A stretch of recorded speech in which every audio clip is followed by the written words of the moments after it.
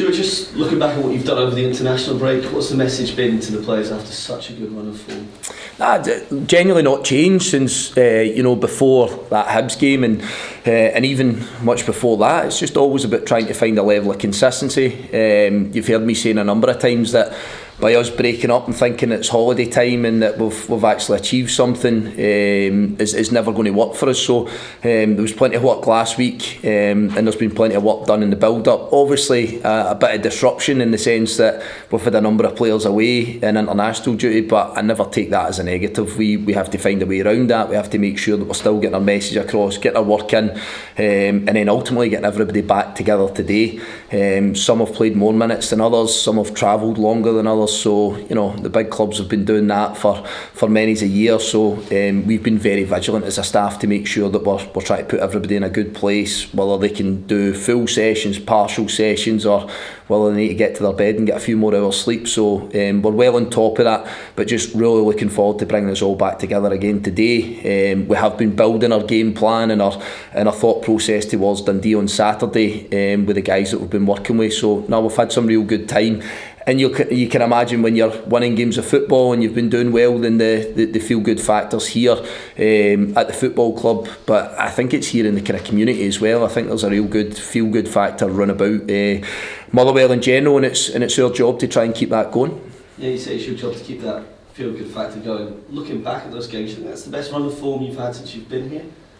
I don't know. I think when I first came in, I don't know statistically if it's the best run, but I think when I first came in, I think we won a hell of a lot of games, and we've won plenty of games in my time here, and we've had some good spells, some good runs. But I'm kind of about the here and now. I'm kind of about what we're trying to build and how we're trying to move forward. And I don't really get caught up too much in trying to compare and contrast. I just feel that we find ourselves with a group of players that are performing well, that are high in confidence at this minute in time.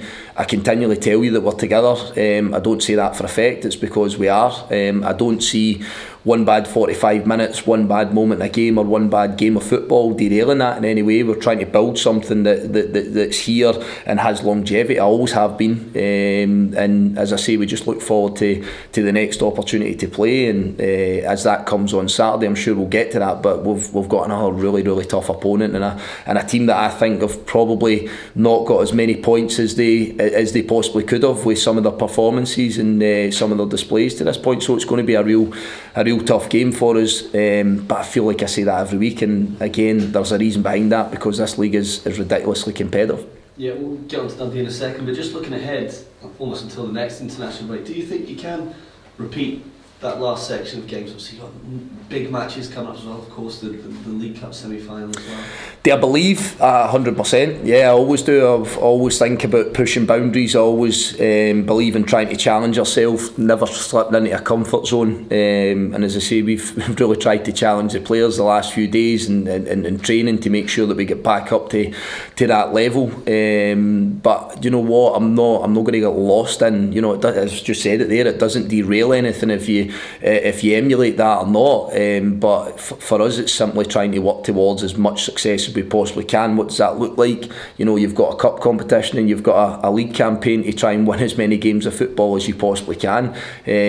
But we have a group of people here that have a desire to do that. I think if you sit in fear of not being able to try and get to that level or amass as many points or do well in a cup competition, then again you'll find yourself coming up seriously short. So I think my job is just to continue to have players sort of climbing the walls to get out there on Saturday. If you're in the team, you're desperate to go and put on a display, and if you're not, you're desperate to come on and have the impact that many of our substitutes have been able to. And we are getting to a stage where competition's really fierce for not just getting in that starting 11, but the competition's fierce for trying to get in the match day squad, and I think that really drives a standard as well. And the one thing we don't accept here is petulance. The one thing we don't accept here is feeling sorry for yourself. So if you don't start in the team or you don't find yourself in the match day squad, there's only one answer to it, and that's to get yourself back out there and try and impress and show that you're better than the person that's ahead of you just now.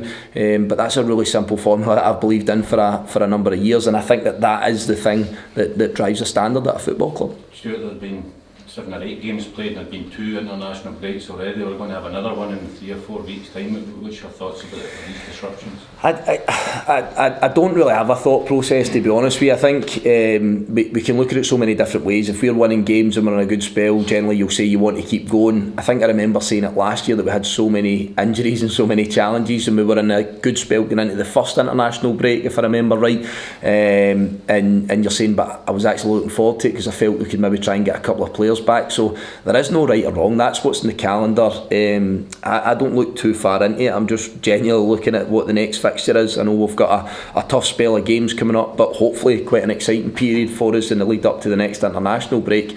And that's what it is. I always believe in trying to formulate a plan that works best for the players. If we get our environment right here, if we get our messaging right here, international breaks or not, it doesn't really have any impact. But the one thing I would say on it is, I think 6 international players we had away over the piece.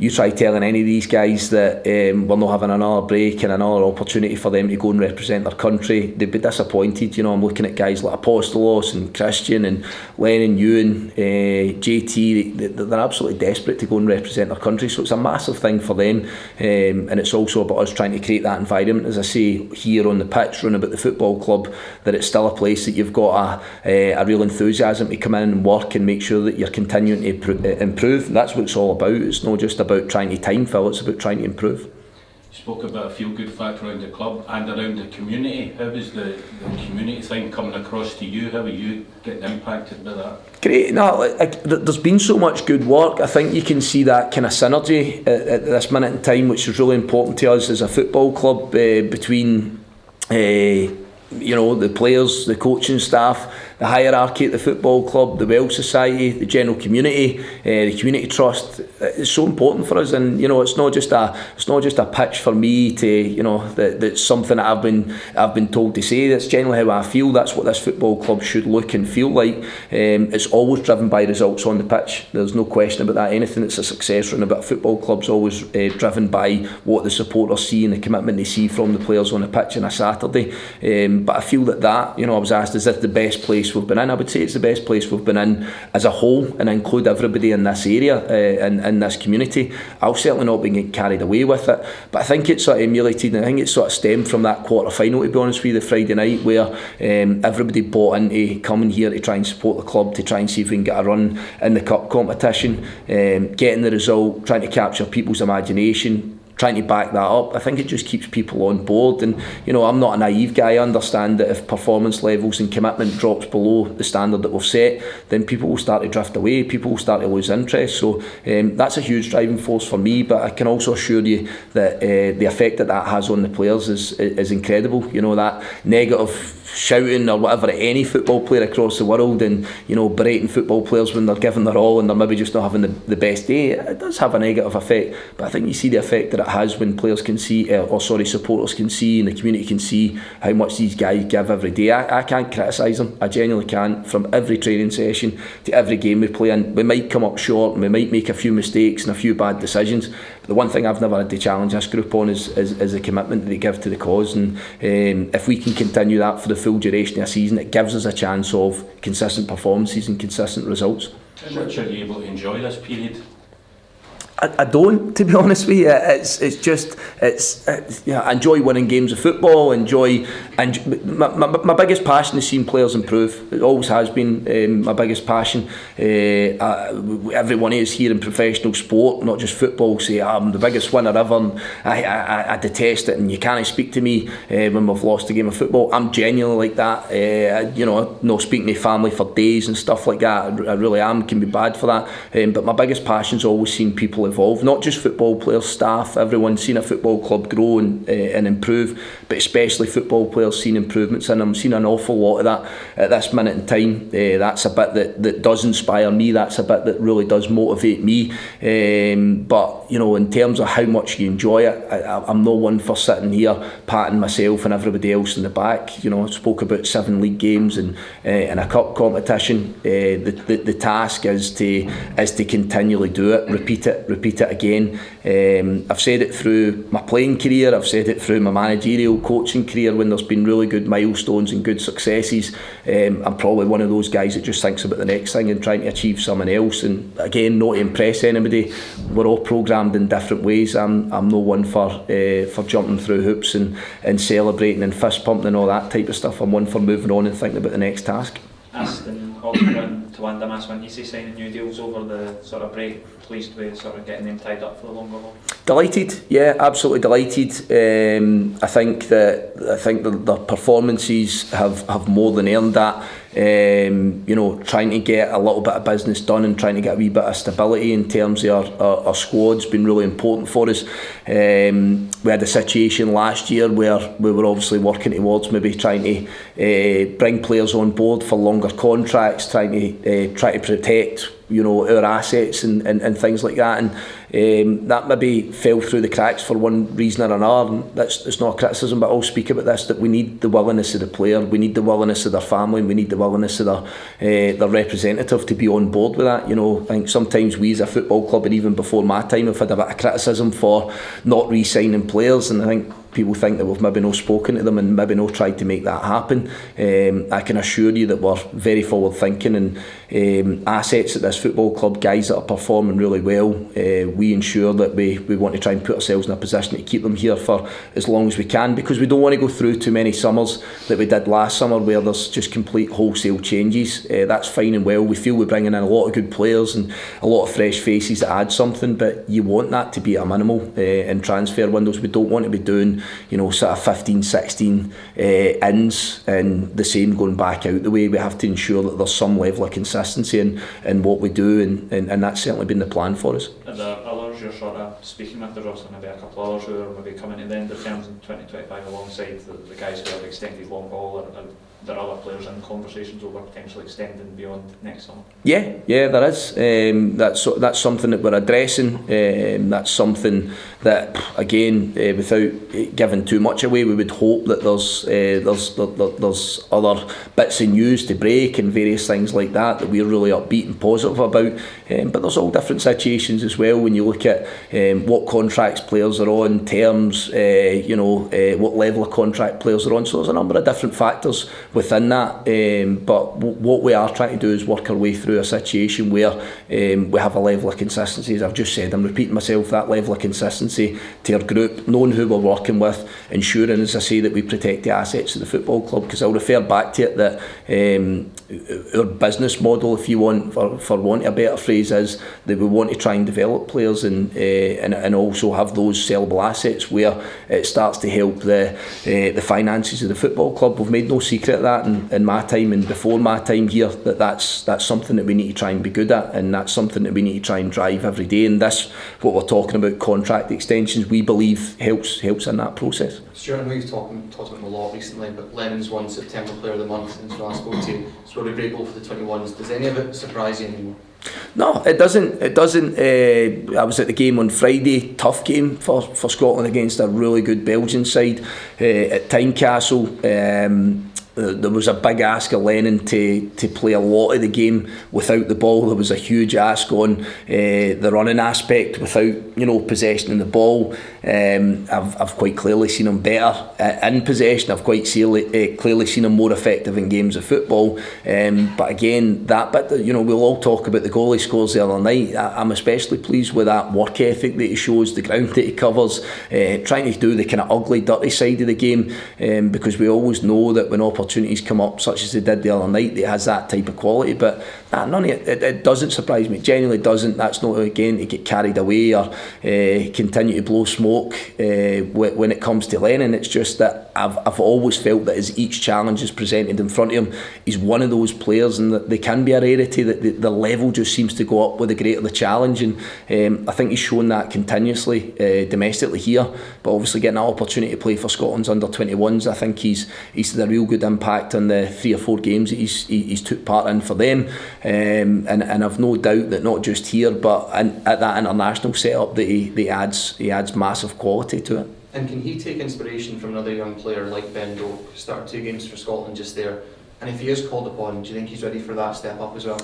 Again, I need to say that's not my call. That isn't my call. I know that I'm fully aware that everybody's banging on about Lennon and how he should be in the A squad with Scotland, etc. I'm not getting embroiled in that. I'm not. We've got a very good manager that leads the national team here in Scotland. Somebody that I massively respect. Somebody that I think's done an excellent job. If you're asking me personally, do I think that he can step up and play at that level? Of course I do. I have no doubts that's a possibility.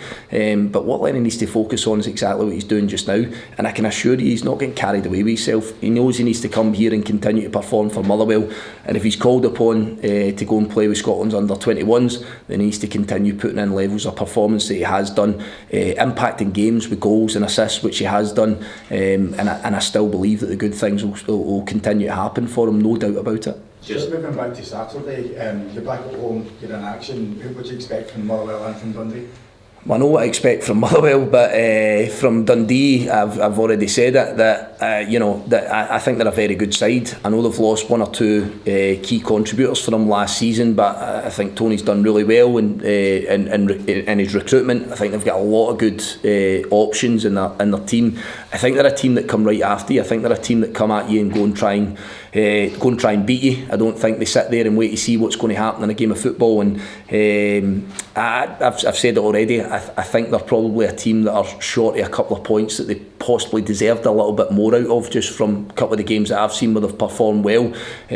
So again, I think we're playing against someone that acquitted themselves so well last season in their first year back in the top flight, and look to have evolved again. They look as if they've strengthened again. So it's going to be a tough game for us, and we're going to have to show everything that we have done in recent weeks to give ourselves a chance to get something out of the game. Everything squad-wise? Yeah, we've got a bit of disappointment, to be honest with you. We've lost Paul McGinn. We've lost Paul McGinn for a significant period of time. A muscle injury, completely innocuous, and very simply, he's going to miss a real good chunk. We'll be a wee bit more specific on that, but the fact of the matter is that we're going to be without our captain.